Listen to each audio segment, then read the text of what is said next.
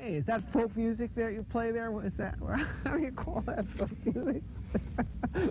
I think it was Studs Terkel who asked Big Bill Brunzi, did he consider his blues music to be folk music? And Big Bill says, well, never heard no horse.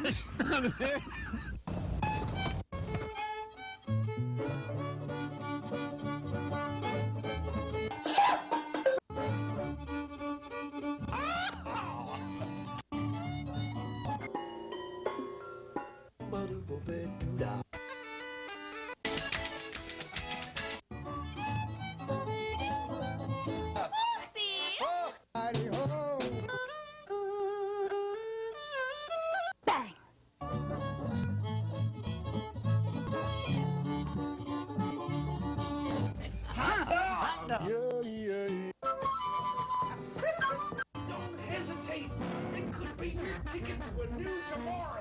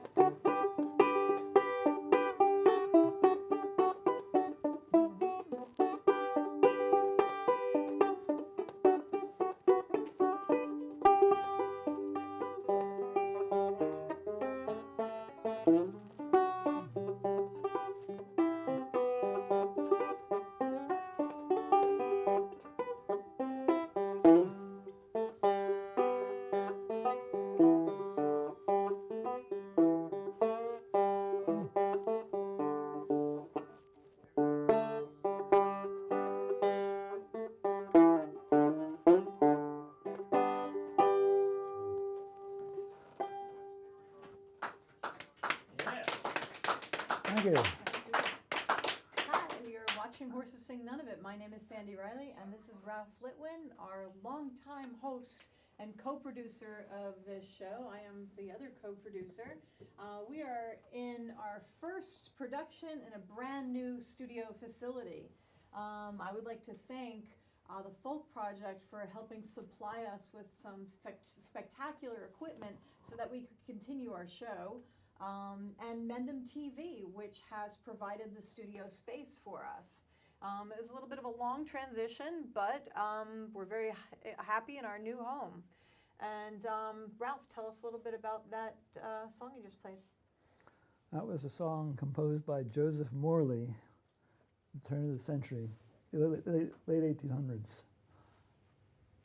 by the unfortunate name of N-Word Town.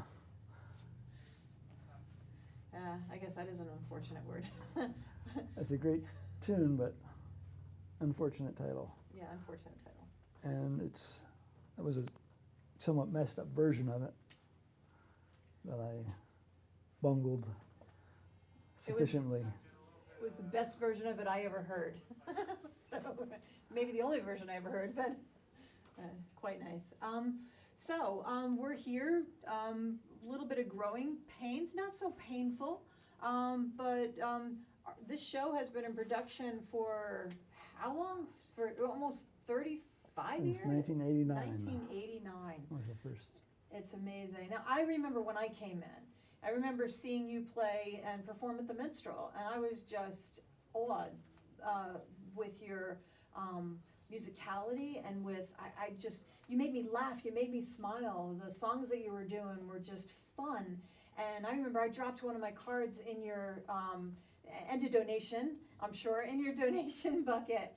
And, to say I really liked what you had. And you gave me a call, invited me to the studio, and kind of like history. I started on, I think, camera, and I've done every single job in the studio, and progressed to directing and teaching basically all of our staff here. And it's been a really long, fun haul. And that was, I believe that was in 2002. And I've been part of the show ever since. So that means I've been here 16 years. Wow. So. And I'm very thankful for your participation. I Thank think you it so would have much. gone under without your help. Thank you. Thanks so much. I appreciate you inviting me, and I think somebody else might have picked up the helm, but it's a lot of work to do, and you do so much. But anyway, we've got a great staff. Yes, we do. We really do. And I'd say everybody's names, but there's so many people that aren't even here. So read all the names in the credits of everybody that's here today, and hopefully check us out. And we're looking for a long continuing process. So, want to share something else with us? Or you want to tell us something else about the history of the show? Oh, I don't think I want to get into that. Okay. So basically, if you haven't seen us on YouTube, we have a YouTube channel where we have, how many shows uploaded now? I don't know, maybe 400 or 500. 400 or 500. So it'll keep you busy for a little while. So, yeah. Ready to play another tune for us? Sure. Okay, let's do it. This is a cowboy song that I heard recorded on two different versions on cowboy song albums, and I combined the two because they were slightly different. It's an anonymous tune called the Galdern Wheel, and it's about a cowboy's unfortunate first meeting with one of those old-fashioned bicycles with a big wheel in the front. Penny farthing. Penny farthing? Penny farthing, that's what they call them. No kidding. No Didn't kidding. know that. Well, I'm a cycling coach. I need to know that. So Cool. there were, imagine, or bone shakers they used to call them too. Imagine doing a 100-mile race on one of those, or riding them across the country. There are people today that still do that. I won't question their sanity, but I wouldn't do it across the country from one side to the other on a penny farthing. How appropriate that I chose this song about a bicycle That's to do with awesome. you. I didn't know it was about the bicycle. I knew that, you were talking about the wheel, but I didn't quite, okay, good. I'm glad I explained that. I'm glad you did. Now I have a vested interest in the song. Yeah, so this is about how a cowboy's unfortunate first meeting with a bicycle. Okay, all right. You gonna help me with it? Sure, I'll probably drop out on the guitar playing That's fine. Get me started and I'll see if I can keep it up. because Parkinson's has his best at me, my abilities.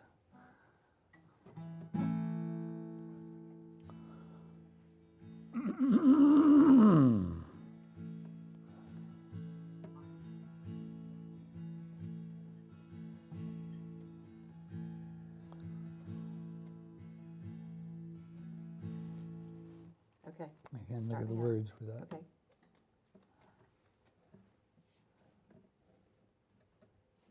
I can ride the wildest bronco in the wild and woolly west. I can rake him, I can break him, let him do his level best. I can handle any critter or wore a coat of hair, and I've had a lively tussle with an enormous grizzly bear. I can rope and throw a longhorn of the wildest Texas brand, and in any disagreement I can take a winning hand. But if I met my master, he really made me squeal when the boys got me astraddle of that god-darn wheel.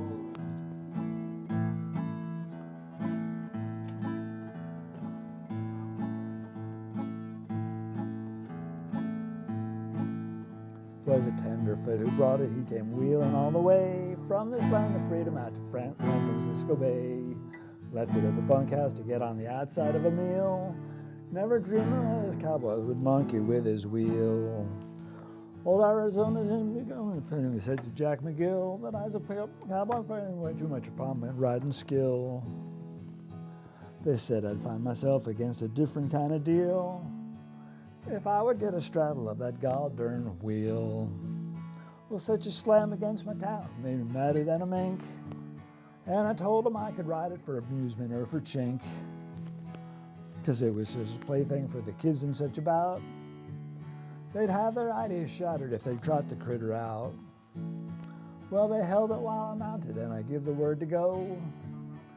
The shove they gave to start me weren't unreasonably slow, and I never spilt a cuss word, and I never give a squeal, 'cause I was building my reputation on that god-darn wheel. Now the grade was mighty sloping from the ranch down to the creek, and I went to gallifluting like a crazy lightning streak, a whizzing and a darting first to this way then to that, and the darn contrivance wobbling like the flying of a bat. And the boys begin to holler, "Stay with him, Uncle Bill, stick your spurs into the critter and turn him over up the hill." And as the boys were hollering and down the hill I went, it seemed there'd be a mix-up that I couldn't circumvent, 'cause I pulled up on the handles and I couldn't check it up. I yanked it sudden and hollered, but the darn thing wouldn't stop. And a sneaking notion in my brain began to steal that the devil had a mortgage on that god-darn wheel. Then the ground flew up to hit me and the stars all tangled up. The last thing I remembered when the punchers picked me up, took me down across the bunkhouse, and the cowboys gathered around because they knew that I was dead. And Jesus jousted with his prophets how he'd split the Texas air. He said he hadn't laughed so hard in about 100 years. And if I'd stick to the critters and don't tear up this Texas sod, he'd send me back to earth here by the grace of God. Yeah, I have a sort of dim and hazy recollection of the stop, with the stars all spinning round and the earth all tangled up. There followed an intermission, after which I found I was lying in the bunkhouse and the boys all gathered round, and the doctor there was sewing on the skin where it was ripped. And old Arizona whispered, "Well, old boy, I guess you're whipped." I said that I'm busted from sombrero down to heel, and he grinned and said, "You ought to see that god-darn wheel." Wow. That Thank was you. great. That was really great. I'm so glad you explained it to me. I was so caught up with, just playing it before that I wasn't really listening to the words. Now, I don't want to give that song to any of my students that I'm teaching, but that is a great song. So you put that together? That's your song? No, it's a traditional song. Traditional? Okay. But I heard it from two different sources and I combined it, made up a couple words that seemed to be missing from the audio track that I was working from. Right. Especially I remember how having to fill in Jesus jousted with his prophets, how he'd split the Texas area, and I filled in, and he said he hadn't laughed so hard in 100 years. That was good. I like that. I figured that fit in the genre. Right. I love it. It's really great. Thanks for playing that.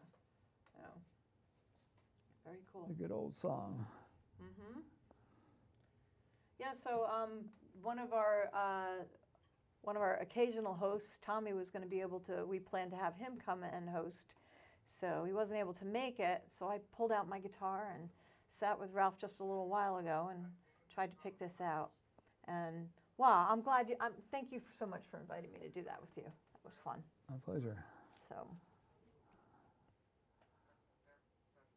shall we roll into another song, or you want to talk a little bit more about the show? Oh, let me talk a little bit about the Folk Project. So, the Folk Project is the organization that that we are under their umbrella. You'll see little information about it, but they also generously provided this equipment so that we could keep this great show going for all of you. It has regular concerts every Friday night in Morristown, New Jersey. It supports a swing and turn dance twice a month. We have evenings of music for members. We do festivals, television show. There's so many things available, and it's such a rich, rich opportunity for people to perform, people to learn how to play music, very supportive, but it also is a great place to go and listen and enjoy and be part of the arts. Right in Morristown, New Jersey, look us up, folkproject.org. We also link and partnership, and yeah, there you go, and work with numerous other local organizations. And so, Thank you for. Sorry. anyway.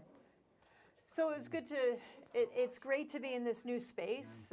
We've worked hard to get it painted and cleaned up, but I think this is going to be a great little place for us to work now. And what else are you going to play for us? I think I'm going to do Grandpa Emil. Grandpa Emil. Very good. This is a song about my grandpa, who I never knew, but I heard lots of stories about him as a kid and growing up, and he was quite a character.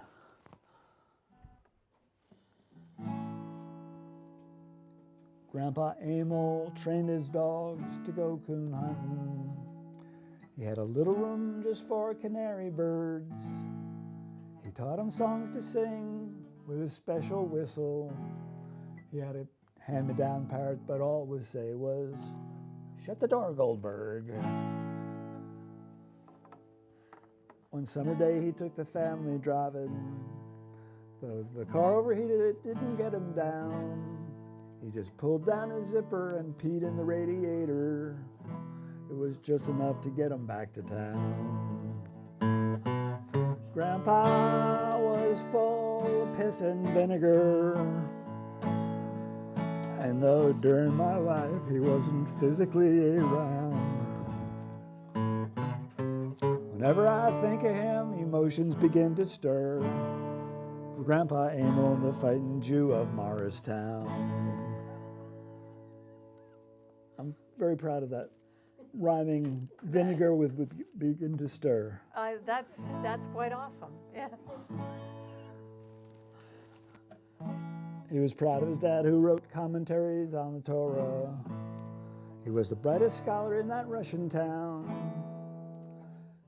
He was published in 4 volumes, and as tradition dictated, he married the daughter of the richest man around. And did my mother's cousin Sidney, at the wedding of his son, had a couple too many and it loosened up his tongue. Your grandpa used to take me out coon hunting late at night, though my mom didn't like it, and we stayed out till way past 1. And did you ever hear the story how he walked into a bar and a big man said, "Buy me a drink, you cheap Jew"? Your grandpa said, "What did you call me?" And the man repeated it. With a single punch onto the floor, that big man flew. Grandpa was full of piss and vinegar. And though during my life he wasn't physically around, whenever I think of him, emotions begin to stir. For Grandpa Emil, the fighting Jew of Morristown. My cabinet shop was in his old horse stall, 3-bay cement block with a wood frame roof. One day, Tally, my backyard neighbor, came over to tell some tales about Grandpa and his friends of feather, fur, and hoof. Right there was the dog pen, there one for raccoons, there for pigeons that tumbled in the air. They'd fold their wings and tumble down and come close to the ground, swoop on out of it as close as they dare. All us kids in the neighborhood, we loved him. He'd pay us to work in the garden over there. And the horses that he had were Blackie and Sierra Sue, and Martinette was a chestnut mare. This next story I've heard from several different people. To be buried face down would be his wish when he would pass. Why is that, they'd ask him, it ain't no mystery. It's so my creditors can all kiss my ass. If he's looking down, I hope he's proud. 'Cause Grandpa took no guff and neither do I. And though I doubt you'll find me engaged in fisticuffs, I feel close to Grandpa Amo, I'll tell you why. Grandpa was full of piss and vinegar. And though during my life he wasn't physically around, whenever I think of him, emotions begin to stir for Grandpa Amo, the fighting Jew of Morristown. Thank you. That's very rich, Ralph. That's really the folk tradition.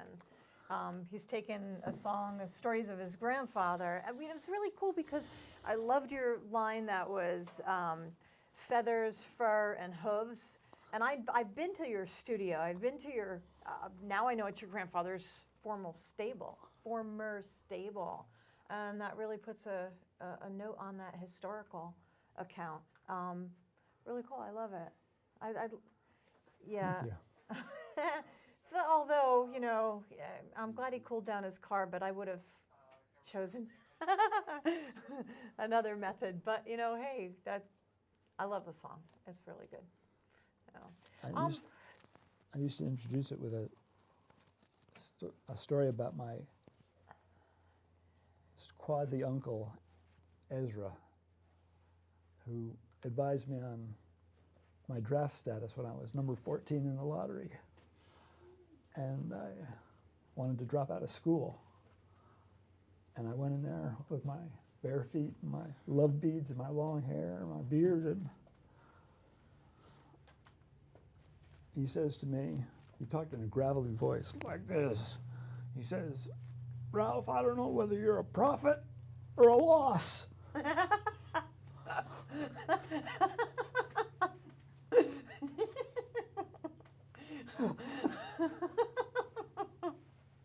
That was nice.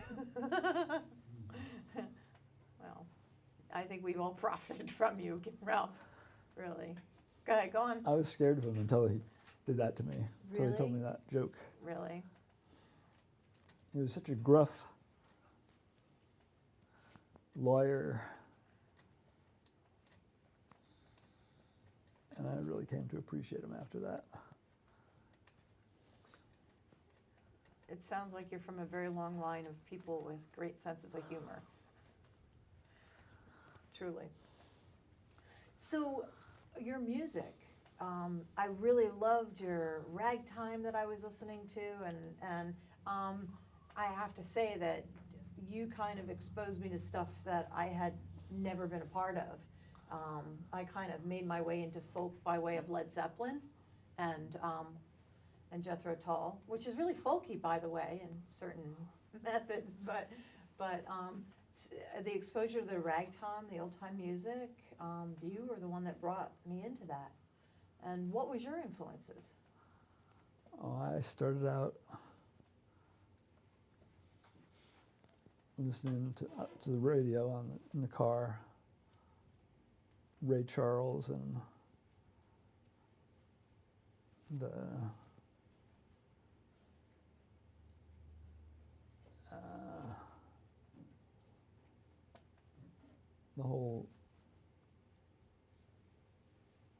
pop scene, Pop Motown. Motown. And, Yeah. and then I got exposed to Pete Seeger and Sonny Terry and Brownie McGee via the Weavers. And I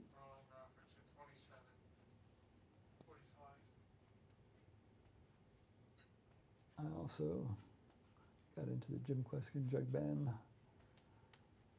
and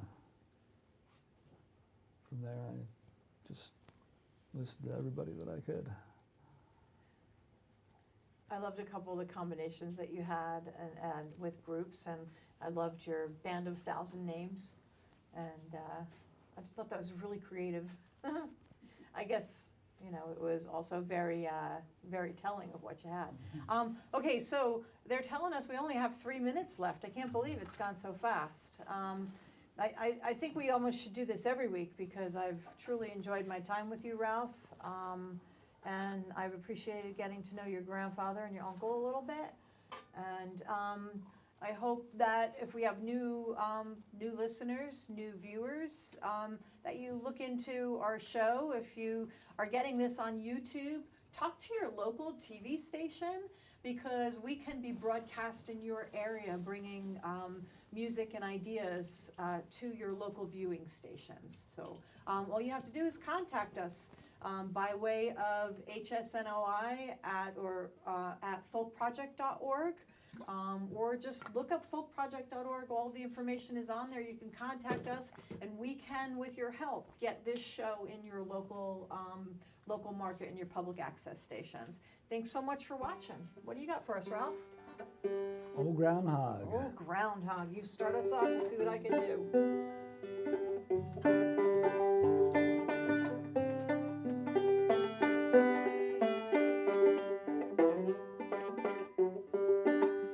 You get the gun on, dog. You get the gun on, whistle up the dog. We're gonna go and shoot groundhog, groundhog.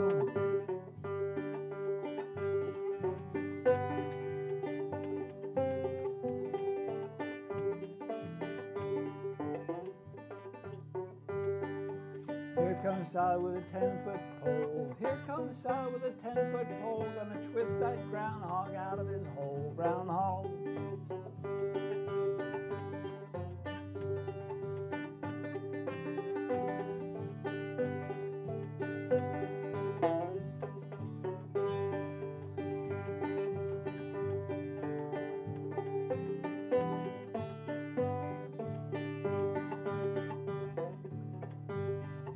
Here comes Sally with a snigger and a grin. Here comes Sally with a snigger and a grin. Got a groundhog grease all over her chin, groundhog.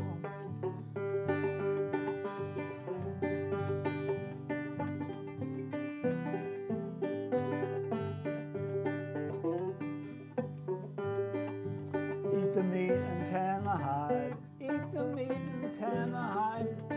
Best shoelaces you ever have tied, groundhog.